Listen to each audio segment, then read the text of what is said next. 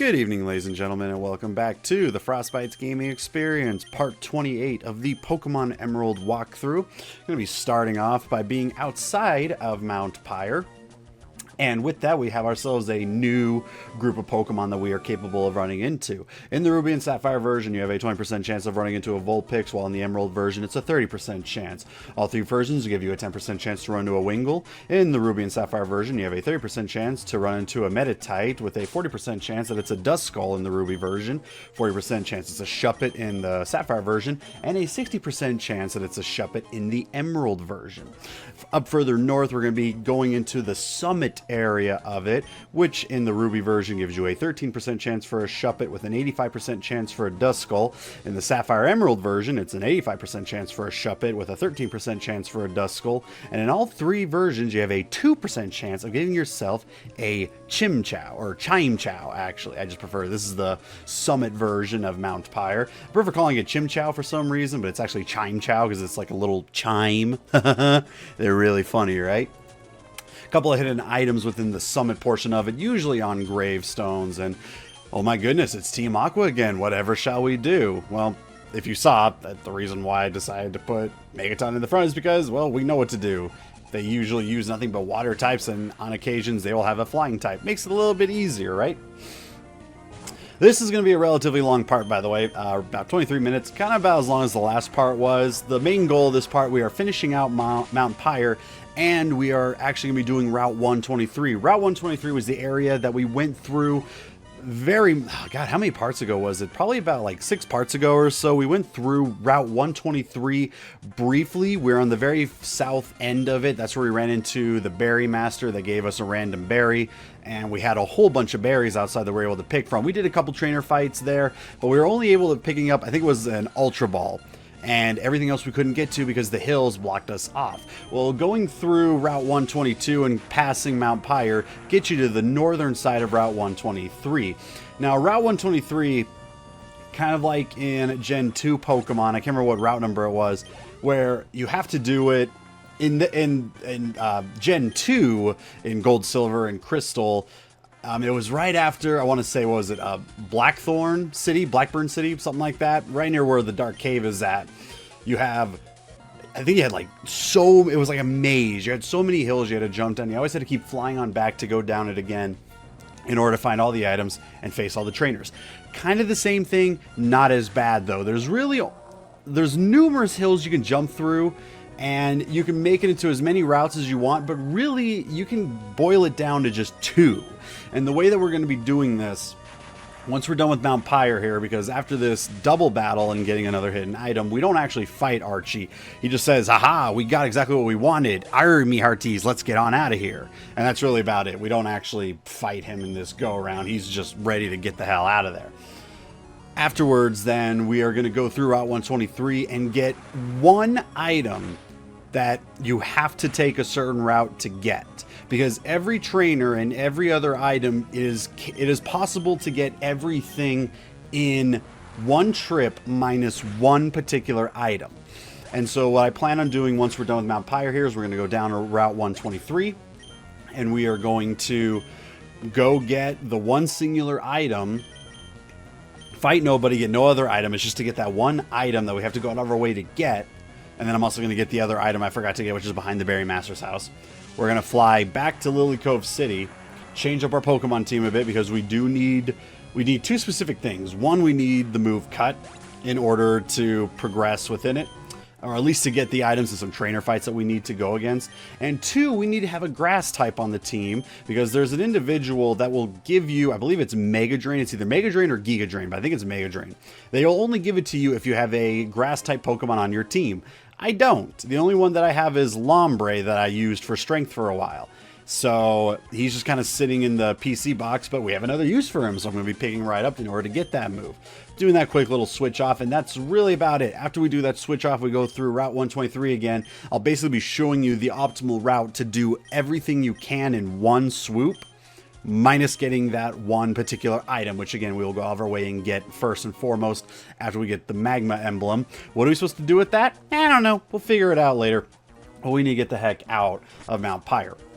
One thing I do want to state and I apologize ahead of time if this is the case. I do apologize if the game audio is a little off in this part compared to some other parts. And if it's not, I'm going to sound really ridiculous in saying this, but I'm not exactly sure if the audio is too quiet and hard to hear over my voice. I know in some cases it's hard in general. That's probably a big joke. Ha ha ha, all that.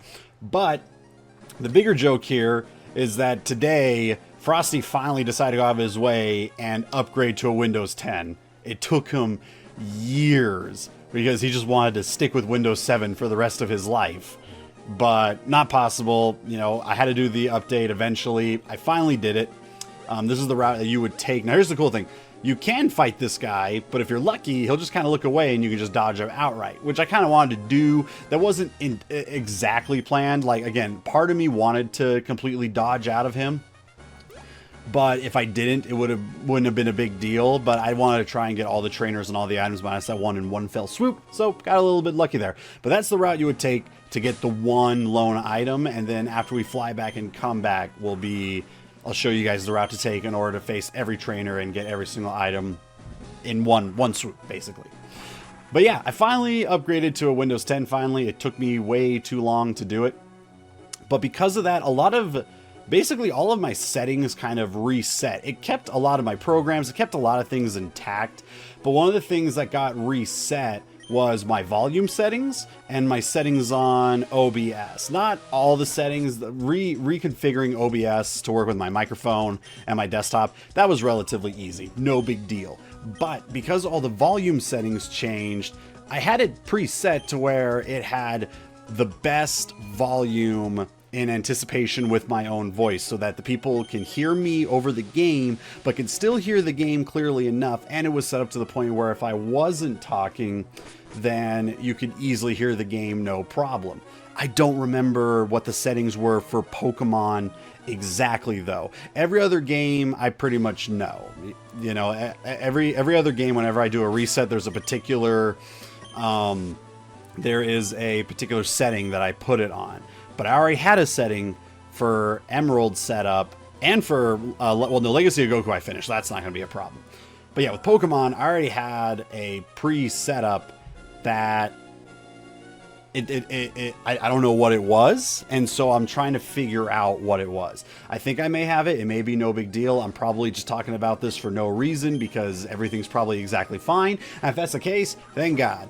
But if it's not the case, then the audio is going to sound a little bit weird here. And it might sound a little bit weird well, it won't sound weird as I try to figure out because I'll figure it out later. But I need to get this part out today. It's also really blazing hot. This is the only recording I'm going to be doing. I'm dying here. I don't have air conditioning, and we're starting to get the summer heat in finally. Took till July, but here it finally comes, and it is boiling, and I absolutely despise it. So, earlier I went to the department store, going off of last part where I was talking about move lists and what I planned on doing. I did go on my way to pick up Fire Blast that I am going to be teaching to Soul Rock. I teach it to Soul Rock off camera. And I think off camera, I think I'm also going to go and give out the heart scale to exchange Thief for knockoff on Sableye, like I was stating in the last part. And I think that's really about it. Then we're just kind of just going on from there, but letting you guys know what's going on and all that stuff. Yeah, Soul Rock at the start of next part is going to have access to the move Fire Blast. I, for one, cannot wait to see how many times that move is going to miss, because I just have a feeling that it's going to miss a lot. Now, I've been getting lucky with Soul Rock on the rock type moves where I've rarely missed and I've hit it in very critical conditions where it's like, please, I need this to hit. I just need to be done. Let's do it. And it actually works. So good deal. Fun fact.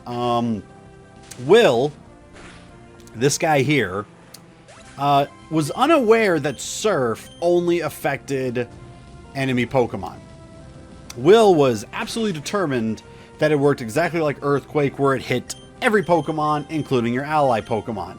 So ever since Will started using Milotic in the duel fights, he basically only would use Water Pulse because he was sure that if he ever used Surf, he would destroy his ally Pokemon.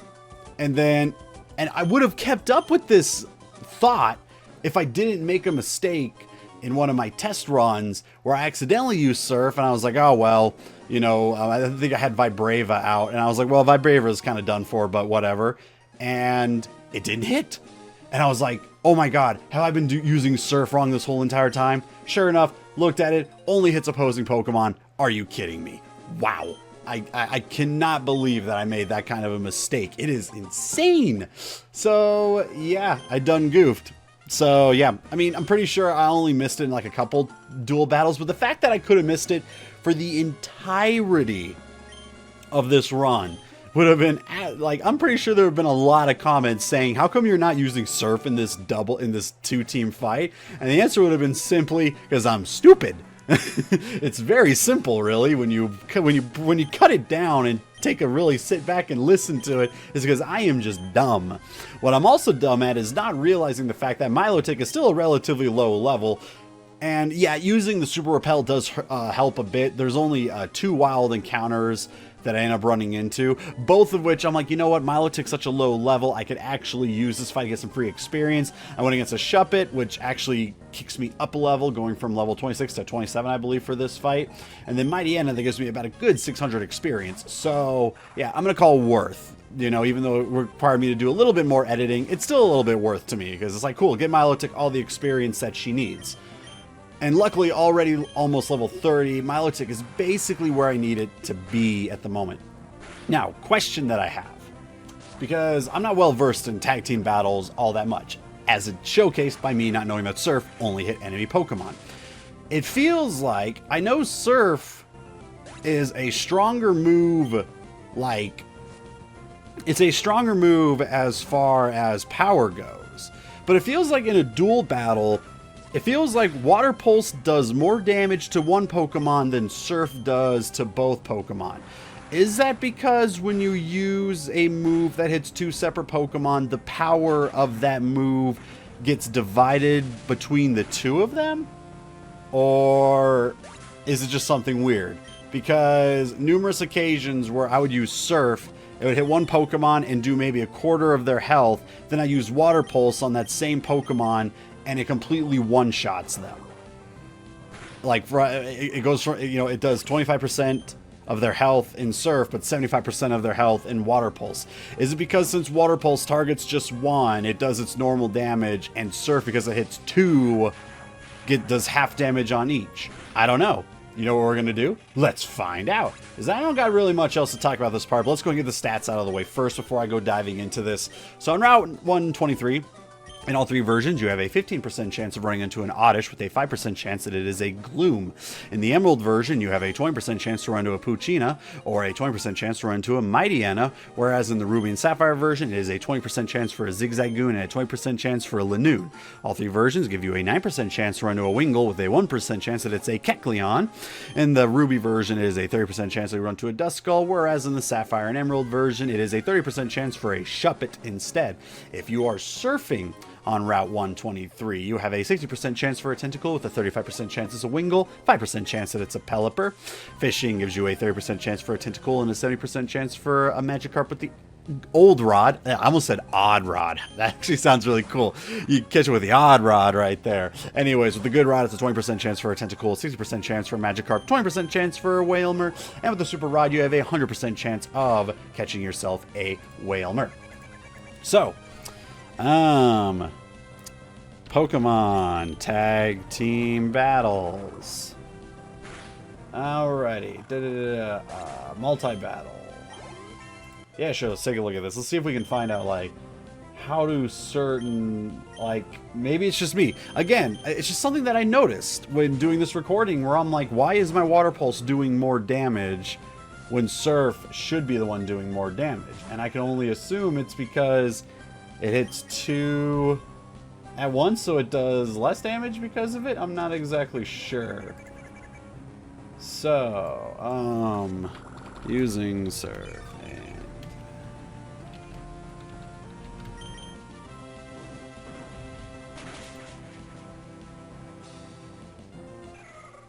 That is not the question that I had. Here we are, double battle. Let's see if it'll give me an answer here. Effects on moves. Several different moves are made specifically for double battles, such as Helping Hand.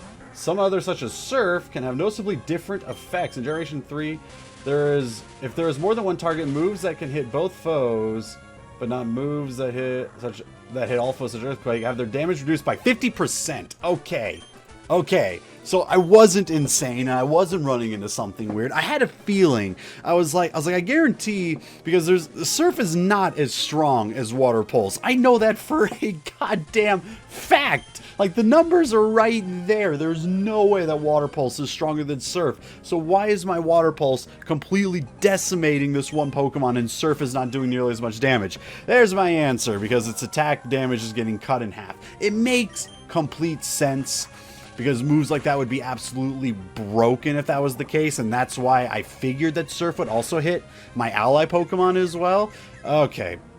Oh, speaking of battle, so this is a really interesting one. I did not know that AIs were capable of doing this in Gen 3, knowing when a good time to switch out is. Because the minute this Ace Trainer decided, I'm going to throw in a Shift Tree so that it takes less damage from the Water type, or just because it had a better type advantage, it blew my mind. I was like, since when could AI do this? I had no idea that it was possible. Speaking of also getting clutch hits, this double team scared me, because having a 90% Blaze kick going into a double team, I was very sure it was going to miss. Got very lucky there. Anyways, so yeah, good to see. It also tells me that Rock Slide's not going to be as strong as I thought it would be, but still for the one-on-one battles, Rock Slide is still a decent move to have, so all should be good. But oh my goodness, I thought I was going crazy for a second. I knew it. I'm like, it has to be because of this. But interesting to note, yeah, like moves on like Earthquake, where it still does full damage. That means when I finally give Flygon my Earthquake, I can have Flygon and Solrock out, use Earthquake, and just decimate the opponents. Pretty good. I think I like that. Yeah, I think I like that a lot. So anyways, with that stated, let's see here. Not really much else to go into, really. Again, Route 123, it's a bit of a long route just because of the amount of trainers that you got to go against. And aside from that, that's really about it.